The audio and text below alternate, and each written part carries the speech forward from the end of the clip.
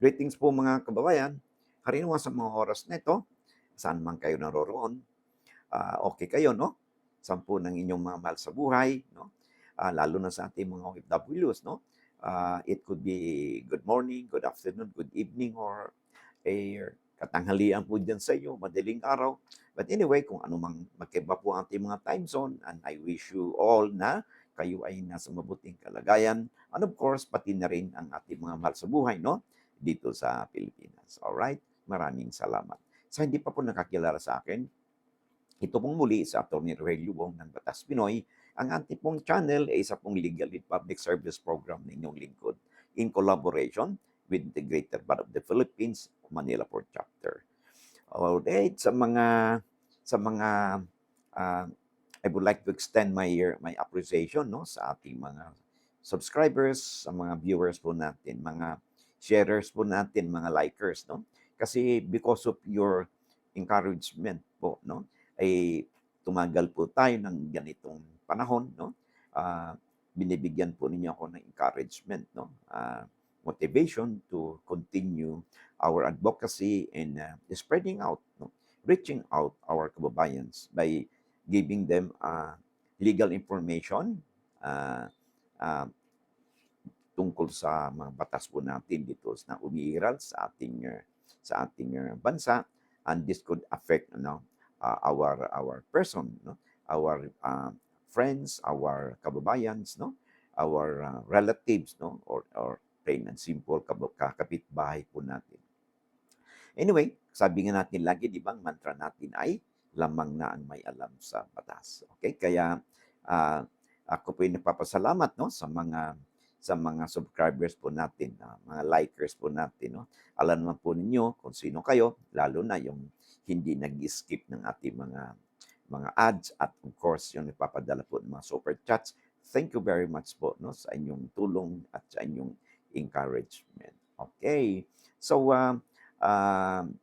bigyan po natin ng daan, no, ang sulat po sa atin, tawagin natin siyang si Mona. Okay? Sabi niya, "Hi there, attorney. Good day. I came across on your video about land partition in cases without last will and testament." So, sabi niya ganito, to briefly, this is my story. Sabi niya, pasensya na mo kayo, English po yung nakasulat dito. So, i-English po natin ang pagbasa, no? Sabi niya, my father had 3 partners during his lifetime. Okay? So, 3 daw ang naging partners ng father niya. The first marriage was legal, but they had been separated for 27 years. So, 27 years na, although wala daw legal separation ng dokumento. Tapos, doon sa first marriage niya, mayroon po siyang 3 anak. Okay, sabi niyo. He has 3 legitimate children from his wife. Okay. 4 illegitimate children, including me, to his second and third wife. Okay. So, sa makatwid, ang anak lahat, at 3 legitimate, 4 na illegitimate, no? Ay 7 lahat sila. Okay? Ngayon, by the way, bago tayo magpatuloy ha, sa desisyon po ng Korte Suprema, no, earlier, ay ang tawag po sa mga illegitimate po ngayon ay non-marital child na, no? Non-marital, ibig sabihin hindi kinasal. Kasi hindi naman po kasi magandang na pakinggan, no? Wala naman pong kasalanan yung mga bata na pinanganak sila na hindi nakasal yung magulang nila, at kaya sila'y binansagan ng stigma na illegitimate. So, sabi ng ating Korte Suprema through Justice Lonen, no, sabi niya ay dapat ang tawag sa kanila ay tinatawag nating non-marital child, at yun namang legitimate children ay marital child because they were born na within the confines of marriage. Okay? So, yun po ang sulat sa atin. Ang yun, ito daw ang sumulat sa atin, si Mona, lumaki siya doon sa kanyang tatay. Okay? Ngayon, unfortunately, nagkaroon po ng hanggang sa pumanaw daw po ang kanyang tatay. Okay?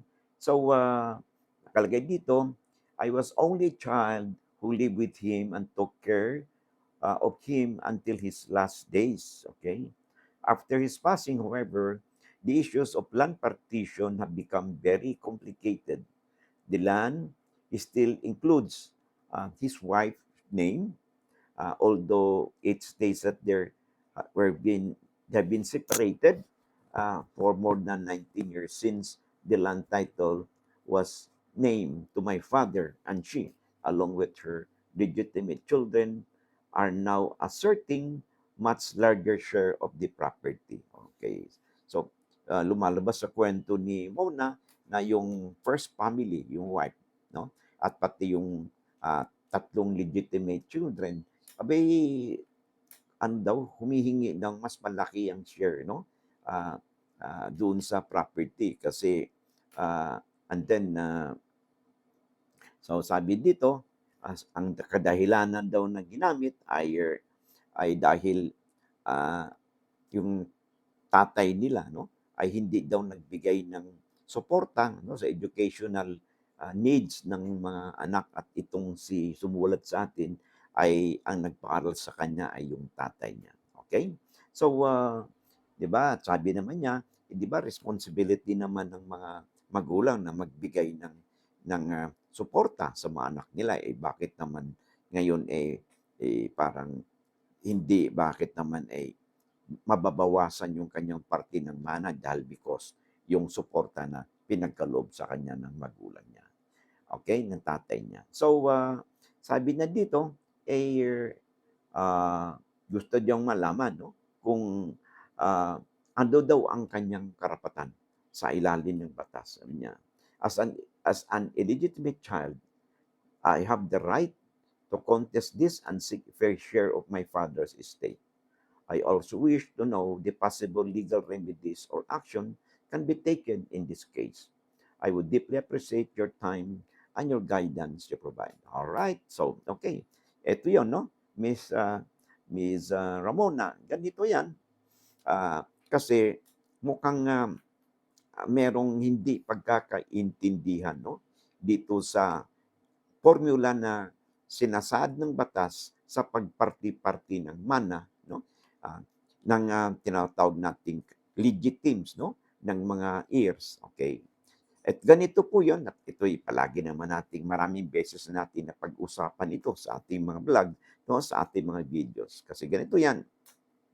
Ayon kasi sa ating batas, no? Particularly Article 176 ng ating Family Code, okay?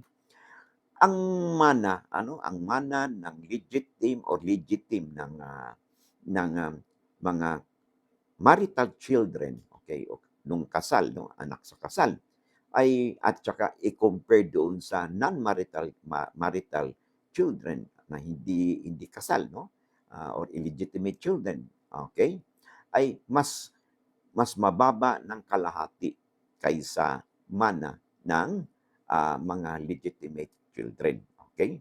So, halimbawa, kung ang share ng legitimate child is, halimbawa, 1,000,000, ano man ang maging share ng illegitimate children o non-marital child, siyempre kalahati lang.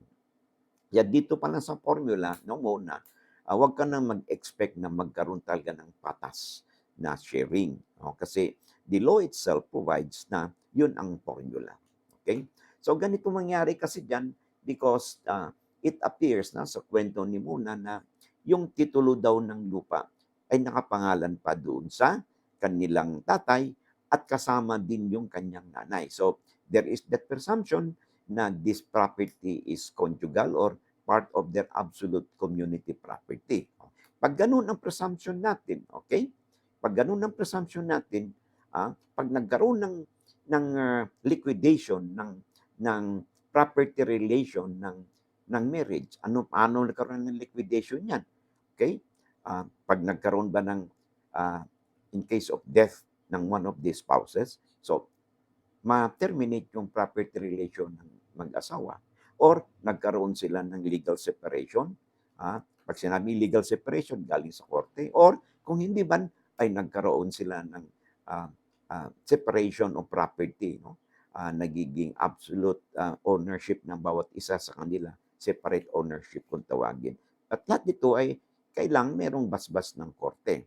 Katulad nitong sabi sa atin ni Mona, ay nagkahiwalay na daw ang kanyang magulang, first marriage, no? Ah, for 27 years. Okay?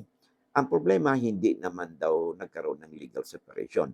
Now, kung hindi nagkaroon ng legal separation, ang ibig sabihin niyan ay subsisting pa rin ang marriage nila. Okay? Ng first marriage. Ngayon, so yun na magiging hatian. So, hindi nakapagtataka na tama yung, hindi naman sinasabi dito kung ano yung formula, but gusto daw ng first family, mas malaki yung share nila. Of course, mas malaki dapat, no? Kasi, kasi yun talaga ang formula na sinasabi ng batas. Okay? Hindi, although, hindi magiging kasangkapan na dahil hindi nagsuporta o dahil ang pinaaral ng tatay ni Ramona ay siya, no? At hindi gumastos o hindi nagtulong doon sa tatlong legitimate children, kung kaya ah, mas malaki ang sharing ng first family. Hindi yan ang formula. Okay? Ang formula ay mismo ay sinasaad ng batas. Okay? Na ang legitimate ng non-marital child at saka yung legitimate children o marital child mas mababa sa kalahati sa legitimate na marital child. So, ito yun. Okay? Ganito ang maging partihan yan. Since part pa rin ng conjugal property or absolute community property ang nasabing lupa, kasi hindi naman nagkaroon annulment, di ba? Ang first marriage, ang mangyayari niyan ay yung kalahati mismo niyan. Kalahati niyan ay mapupunta doon sa surviving spouse ng first marriage. Kasi yun ang kanyang conjugal share or share niya sa absolute community property nila. Yung natirang kalahati, okay? Yung natirang kalahati, okay? Ito ay pagpaparti-partihin, no, ng kanyang kanyang legitimate children na 3 na legitimate children. So, hindi pa muna makikialam yung second or third family dito, kasi we're talking here of yung kanilang conjugal property. Alright? Ngayon, it so happen na yung kanyang father, okay, nagkaroon daw ng 3 partners, nagkaroon ng second, tsaka third wife. Okay? So, tandaan po natin, sino ba yung compulsory heirs ng pumanaw na? Siyempre, yung kanyang mga anak. Whether yung anak niya ay legitimate or illegitimate, marital or non-marital children, compulsory heirs po yan. At kasama na rin dyan yung kanyang surviving spouse. Okay? So, tagapagmana din si surviving spouse. So, paghati niyan sa mana, okay? Kalahati mapupunta sa surviving spouse bilang share niya sa conjugal property or sa kanyang absolute community property. Yung natirang kalahati, okay? Pagparti-partihin pa rin yan ng mga anak. Sino yung mga anak na yon? Ng marital children, 3. Sino pa? Yung 4 na non-marital children. Okay? Sa pagparti-parting ito, dito na papasok yung formula. Take note ha, yung pagparti doon sa first family, okay? Ilan ang anak? 3. No?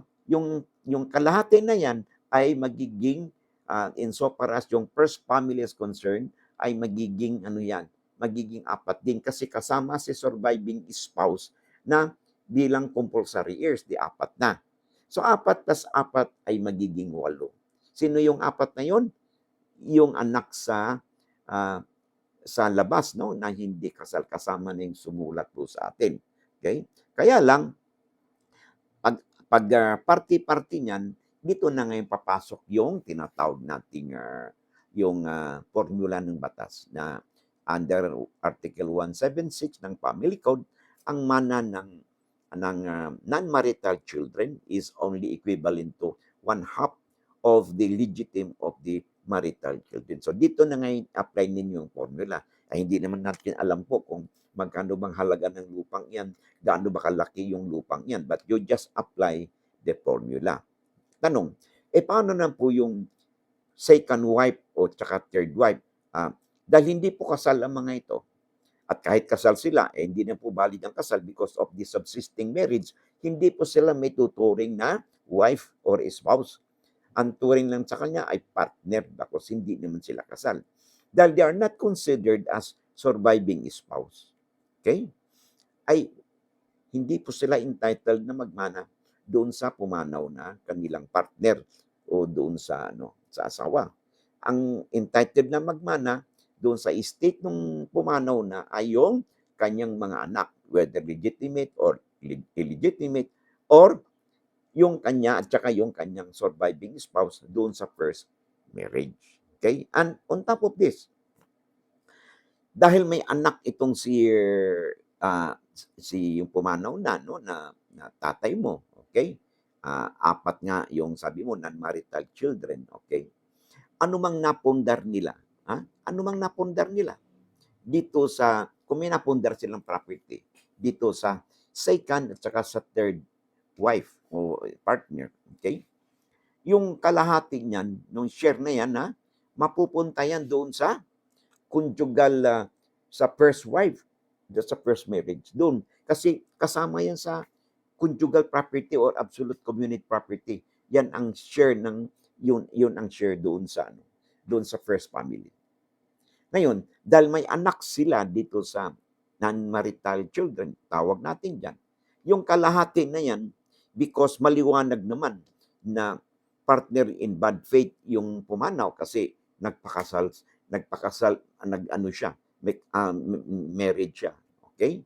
At kung halimbawa din, itong mga second partner at saka third partner respectively, alam na kasal itong si naging partner nila at nagsama pa rin sila.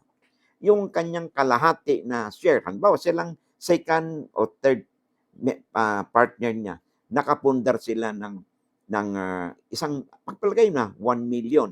Okay, for illustration purposes lang. 1 million. Yung kalahati ng 1 million na yan ay mapupunta doon sa wife, sa conjugal, sa first family.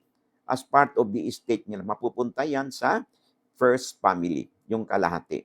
Yung natirang kalahati, kung ang partner ay may tuturing na in bad faith kasi alam niya na may asawa, may subsisting marriage, ay nagpakasal o nagsama pa rin sila. Yung share nila doon sa co-ownership nila ay will be forfeited in favor of the children doon sa yung 4 na illegitimate children or non-marital children. Doon mapupunta yan. Okay? So yun ang magiging basihan sa partihan ng estate, no? Ng estate ng inyong magulang. Okay? So I hope na nabigyan natin ng kalinawan, no? Ang tanong sa atin ni Mona. Kaya ito'y maging reference, no? Sa mga pamilya, sa mga individual na nasa ganitong o similarly situated sa ganitong kaso. Okay? Hanggang dito lang muna tayo, no? And I hope to see you again in the next episode po natin. Okay? Bye-bye and God bless.